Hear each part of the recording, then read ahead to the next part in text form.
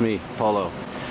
We're in Split, and I have a few minutes before sound check to take you a little bit behind the scenes on what I use.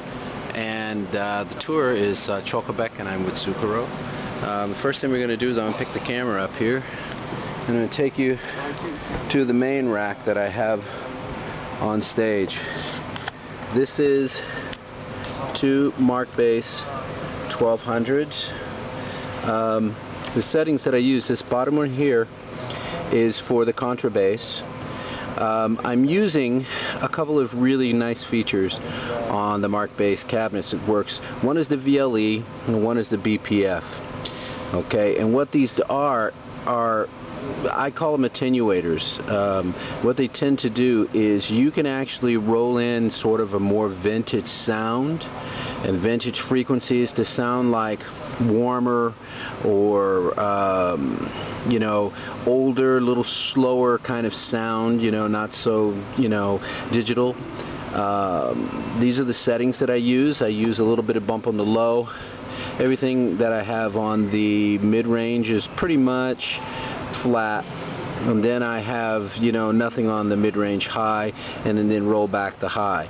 Over here is a very useful thing. I go post my amplifier to the house, but on the contrabass I don't, so we're not using the line out. I set my gain up a little hotter here just to get just a little more hit on the input. And on the master over here, this is where I set my stage level.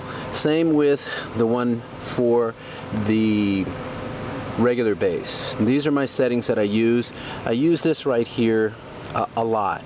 Sometimes I'm able to change my gain just a little bit, going to the front of house to give it a little bit of the sound that I have on stage. I don't use any of the vintage stuff because I need it to have a little bit more snap and hear the horn and hear just a little bit more modern sound.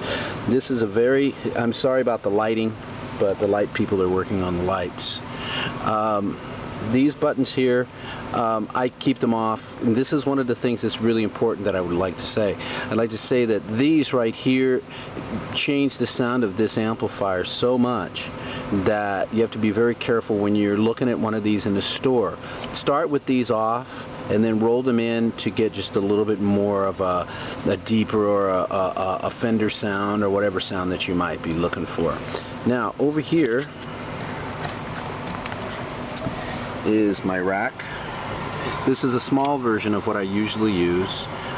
There is two wireless transmitters in here, and there is a synth module that I use, and there's a mixer under here, and then I use two synth modules that trigger off of my bass here, which has the MIDI.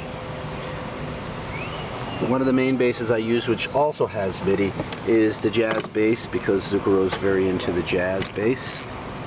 Now, for one of the songs that Zucchero does, it's a big song that I use the synth on in the studio, and I use the Super Synth. Right now it's set to octaves, but I use the Super Synth on a preset setting to get the sound of like an SH-101, which is what I used on the record. This bank to this side is all contrabass except for this section here. This section is coming from my regular bass, which is going through a Boss. I use both Boss preamps and, you know, sort of a pedal board thing. Over here I do all the low Taurus bass stuff and some high stuff, bells or whatever. So, and here's the main rig. The way it's wired is this bottom cabinet is the bass guitar. Also with this one on outside gigs that's hooked up, but usually it's one. This is the contrabass side.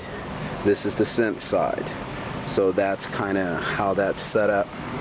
The cabinets are in live-in boxes, and they look like that on the back.